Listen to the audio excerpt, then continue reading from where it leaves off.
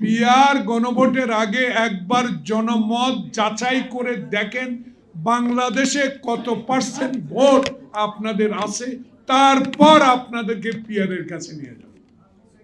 সেই সাহস তো আপনাদের নাই, কারণ আপনাদের ভুলের জন্য একবার যেই ভুল করেছেন সেই ভুল সংশোধন এখনো করতে পারেন। এখন নতুন করে আবার নির্বাচনকে যদি বানচাল করার কোনো হীন প্রচেষ্টা করে থাকেন, আমরা এখনো বেঁচে আছি। আমরা হাফ প্যান্ট পরে যুদ্ধ করেছি, আমরা অস্ত্র হাতে যুদ্ধ করেছি। আমার নেতা সেক্টর কমান্ডার ছিল, তাই সে আদর্শের সৈনিক আমরা। নির্বাচন বানচাল করার কথা দয়া করে আর বলেন না।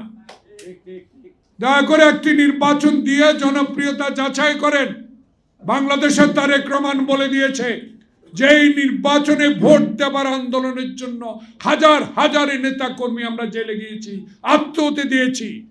ছাত্র জনতার বিপ্লবকে সমর্থন দিয়ে আজকে এই পর্যায়ে এনে আবার যদি আরেকটি নির্বাচনকে বানচাল করার হীন প্রচেষ্টা করেন, তাহলে আপনাদেরকে আমি মনে করব আপনারা আওয়ামী লীগের